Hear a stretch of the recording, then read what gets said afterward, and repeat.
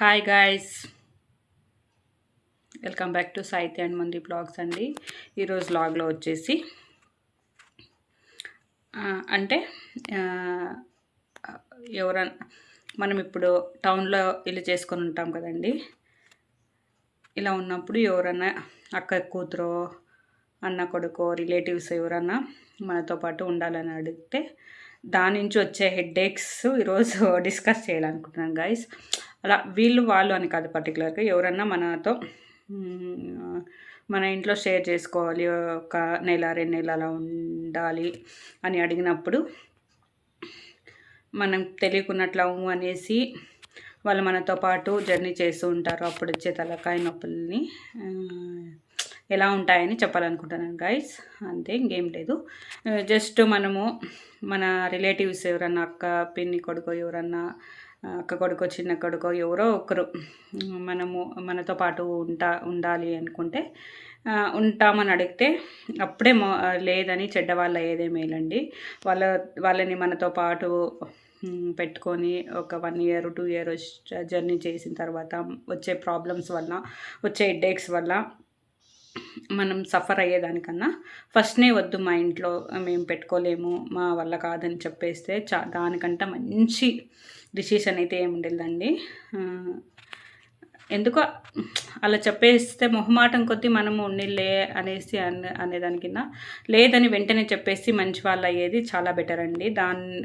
మొహమాటం పడి వాళ్ళు మనతో పాటు లివ్ చేస్తూ వాళ్ళు ఇక్కడ విషయాలు అక్కడ చెప్పి, అక్కడ విషయాలు ఇక్కడ చెప్పి, ఇప్పుడు ఫర్ ఎగ్జాంపుల్ నా బంధువులు అనుకోండి, లేదా మా హస్బెండ్ బంధువులు అనుకోండి. మా హస్బెండ్ బంధువులు అయితే నాతో వాళ్ళు ఏమైనా తప్పు చేసి మన మీద తలనొప్పులు తెస్తే నేను అంటూ ఉంటాను అనమాట మా ఆయన్ని. లేదా నా బంధువులు అయితే మా ఆయన నన్ను అంటూ ఉంటాడనమాట, నీ చుట్టాలే పెట్టుకున్నావు, నువ్వు ఇలా చేసినారు అలా చేసినారు అని దెబ్బ పడుస్తూ ఉంటారనమాట. లైఫ్ లాంగ్ సఫర్ అవ్వాల్సి ఉంటుంది. వాళ్ళేమో 1 నెల 2 నెలలు ఉండేసి వెళ్ళిపోతారు హ్యాపీగా. మనల్ని ఒక పని మనిషిలో యూజ్ చేసుకొని, లేదా ఇంకొకలాగా ఏదో ఒకలాగా మనని యూజ్ అండ్ త్రోగా చేసుకొనేసి వాళ్ళైతే వెళ్ళిపోయి హ్యాపీగా లైఫ్ అయితే ఎంజాయ్ చేస్తూ ఉంటారు. బట్ మనం ఇక్కడే ఉంటాం కదా, మన ఫ్యామిలీ వాళ్ళతో లైఫ్ లాంగ్ మాటలు పడుతూనే ఉండాలండి. ఈ మాటలు పడేదానికన్నా ఫస్ట్లోనే ఎవరైనా ఉంటానంటే నో అని చెప్పేయడం బెటర్ అండి. మన మర్యాద కూడా మనం కాపాడుకుంటాము. మనం లైఫ్ లాంగ్ సఫర్ అయ్యే అవసరం కూడా ఉండలేదు. మనం మొహమాటం కొద్దీ, ఇష్టం కొద్దీ, ప్రేమ కొద్దీ మనం పెట్టుకుంటే వాళ్ళ బిహేవియర్ వల్ల, వాళ్ళు చేసే చేష్టల వల్ల, వాళ్ళ ఫ్యామిలీలో మనల్ని బ్యాడ్ చేయడం వలన టోటల్ లైఫే సఫర్ అవుతుందండి.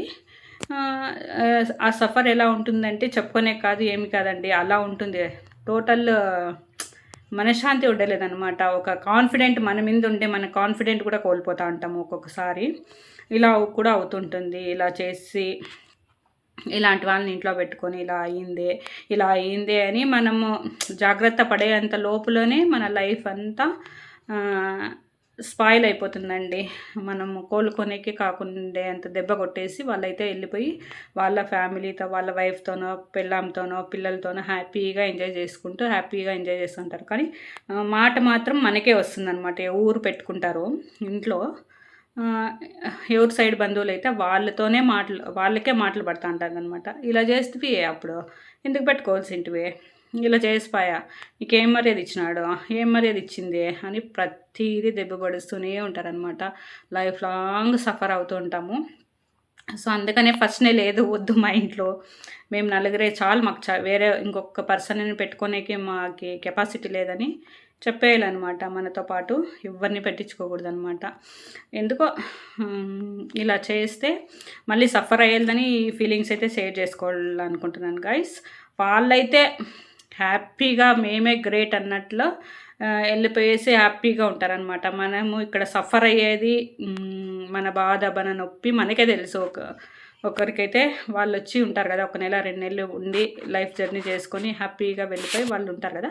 ఇక్కడ మనము 1 month 2 months వచ్చే ఫ్యామిలీ రిలేటివ్స్తో వచ్చే హెడ్ఏక్స్ని మనం లైఫ్ లాంగ్ క్యారీ చేసుకొని పోవాలండి. దాన్ని తీసేద్దామన్నా కూడాను ఏదో ఒక ఫంక్షన్కి వెళ్ళినామనుకోండి, అక్కడ ఇది ఇలా అయిందంట, అవునేమి ఇలా అయిందంట, ఇట్లా అయిందంట, అట్లా అయిందంట అని దెబ్బి పడుస్తూనే ఉంటారనమాట. మనం మర్చిపోయి హ్యాపీగా ఉందాం అనుకున్నా కూడా బంధువులు అయితే హ్యాపీగా ఉండనిచ్చలేదు. అండ్ ఫస్ట్ ఆఫ్ ఆల్ మనకు ఒక కాన్ఫిడెంట్ వెళ్ళిపోతుందండి ఇలా చేయడం వలన.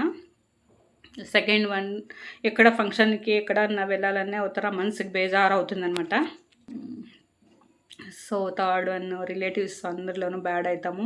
మనం కావాలని చేసింటామో లేదా వాళ్ళు కావాలా లేదా తెలియక చేసింటారో తెలియదండి. బట్ తప్పైతే ఇంట్లో ఎవరిని మన మన ఇంట్లో ఒకరిని ఎక్స్ట్రా పర్సన్ ఉంచుకున్నామంటే ఆ ఎక్స్ట్రా పర్సన్ పెట్టుకుంటే వాళ్ళే తప్పని నేనైతే చెప్తానండి. నేను కూడా ఎక్స్పీరియన్స్ చేశాను. సో అందుకనే ఇలా చెప్పాను అనమాట. సో స్టార్టింగ్లోనే లేదు వద్దు మా చేత కాదని చెప్పేస్తే దాన్ని అంతా హ్యాపీ ఇంకొకటి ఉండేదని ఒక 1 ఇయర్ 1 మంత్ వాళ్ళైతే అలుగుతారు ఇలా అడిగినాము లేదనేసి. ఆ నొప్పి వేరే ఉంటుంది, ఈ నొప్పి వేరే ఉంటుంది. మన బిడ్డలాగా చూసుకుంటాము కానీ మన కడుపునే తొన్నేసిపోతా అంటారండి. నేనైతే చాలా సఫర్ అయినానండి. షేర్ చేసుకోకూడదు అనుకోండి. ఇలాగే ఎవరో అడిగినారు మా నైబర్సు, ఇన్నేళ్ళు పెట్టుకున్నావు కదక్క నీకేం తలకాయ నొప్పులు రాలేదా, ఇలా పెట్టుకోవచ్చా అనేసి. సో నేను వీడియో చేయాలనిపించి చేసినాను. మనం వాళ్ళ కోసం బిడ్డలాగే చూసుకుంటామండి. పార్షియాలిటీ అయితే చేసలేదు, బిడ్డ కన్నా ఎక్కువగానే చూసుకుంటాము. బట్ అది వేరే ఫ్యామిలీ కదండి, వాళ్ళ బుద్ధిలో చూపిస్తారనమాట. మన ప్రేమ మర్యాద మన గౌరవం ఏమవుతుందని ఎప్పుడు ఆలోచన చేసలేదు, ఒక్క సెకండ్ కూడా ఆలోచన చేసలేదు. చేస్తే ఇలాంటి ప్రాబ్లమ్స్ అయితే రాదు. అలాంటి వాళ్ళు కూడా ఉంటారేమో మేబీ, నాకు తెలీదు. నేను చూసిండే వాళ్ళంతా ఇలాగే ఉన్నారు. సో అందుకని వాళ్ళకైతే చెప్పిన సిస్టర్కి, వద్దమ్మా పెట్టుకొని బాధపడేదానికన్నా లేదని చెడ్డవాళ్ళ ఏదే బాగుంటుంది, పెట్టుకొని వచ్చే తలకాయ నొప్పులకైతే ప్రతి అంటే పెట్టుకొని మనము సరిగ్గా చూసుకున్నా కూడా చూసుకోలేదు, దాని నుంచి వచ్చే హెడ్ఏక్స్ వేరేనండి.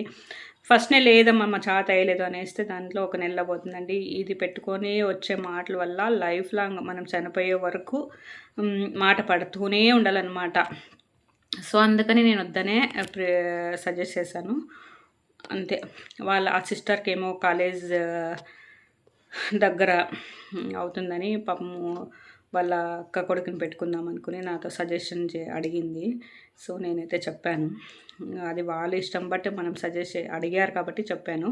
అలాగే నాకు నా అనుభవం అయితే షేర్ చేసుకోవాలి అనిపించేసి ఛానల్లో చెప్పాలనుకున్నాను గైస్. ఇది మనని పని మనుషులు కూడా చేసుకునేస్తారండి. మనం ఇచ్చే వాల్యూకి వాళ్ళు మన ప్రేమకు కూడా ఒక వాల్యూ ఉండలేదు. నేనైతే ప్రేమ మీద అభిమానం మీదనే పెట్టుకున్నానండి. బట్ వాల్యూ లేకున్నట్లు చేసేసి వెళ్ళిపోయా లాస్ట్కి అని. ఒక చిన్న పెయిన్ కాదు, చిన్నదేం కాదు పెద్దదే పెయిన్, బట్ ఓకే అనే వాళ్ళు ఏమి చూసిండలేదు ఇక్కడ ఏం జరిగింటుంది ఏమి నా పరిస్థితి ఏమని వాళ్ళు చూడకపోయినా పర్వాలేదు. బట్ నేను ఎదుర్కొన్న సమస్యలను బట్టి ఎవరికన్నా కానీ ఒకరిని వేరే ఫ్యామిలీ నుంచి ఒకరిని ఇంట్లో లివింగ్ గెస్ట్గా ఉన్ని అంటే గెస్ట్లని ఎవరిని ఇంట్లో అయితే పెట్టుకోకూడదని సజెస్ట్ చేశానండి అంతే. లాస్ట్కి వాళ్ళకు మాటలే లేకున్నట్లు అయిపోతాయండి.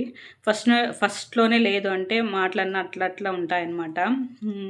ఇంట్లో పెట్టుకొని గొడవలు వచ్చి తలకాయ నొప్పులు వచ్చి మొహాలు చూసుకోవడానికి కూడా అవకాశం ఉండేది అలా అయిపోతుంది అనమాట. సో అందుకనేసి నేనైతే 99% వద్దనే చెప్పడానికి ఇష్టపడతానండి. ఫస్ట్లో అన్నీ బాగానే ఉంటాయి, పోతూ సమస్యలండి. వాళ్ళు అలా చేసారు, మేమెందుకు ఇలా, మనము అలా చేసాం ఇలా చేసాం, ప్రతి ఒక్కటి ఎడ్డేయకనండి. బట్ పోయేదంటూ వాల్యూ ఆ ఇంట్లో ఉంటే లేడీస్కే అండి. లైఫ్ లాంగ్ మాట అయితే పడుతూనే ఉండాల. ఎందుకంటే వంట చేసేది ఒక ఎక్స్ట్రా పర్సన్కి వంట చేయడమే కానీ బట్టలు ఉతకడమే కానీ తిండి పెట్టడమే కానీ ఎక్స్ట్రా బర్డనే కదండి. అదంతా వాళ్ళు లెక్క పెట్టుకోరండి, ప్రేమగా చూసుకున్నా లెక్క పెట్టుకోరు. అదే మనం వాళ్ళ ఇంటికి పోయినాం అనుకోండి, ఒక్క రోజు ఒక పూట భోజనం పెట్టడానికి కూడా ఆలోచన చేస్తారండి. మిగిలింటి ఏదో బద్ద పెట్టి పంపిస్తారు. అలాంటి వాళ్ళు కూడా ఉన్నారండి ఈ ప్రపంచంలో, లేదని కాదు, ఉన్నారు చూసినాను. మళ్ళీ మాట్లాడకూడదు కానీ కలిసి వాళ్ళ ఫ్యామిలీతో చెప్పిస్తారండి, వాళ్ళతో మాట్లాడకూడదు వీళ్ళతో మాట్లాడకూడదని. అలా అంతా అవుతుంటాయి.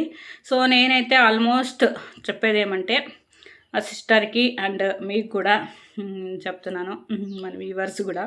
సో ఎవరైనా మనతో పాటు ఉంటామంటే మన ఇంట్లో ఒకరోజు ఉంటారా, మళ్ళీ వెళ్ళిపోను, అంతేగాని మనతో పాటు లైఫ్ షేర్ చేసుకుంటామంటే మాత్రం ఎవరిని మనతో పాటు ఉండనివ్వడానికి అయితే అవకాశం అయితే ఇవ్వకూడదని నేను చెప్తాను గాయస్.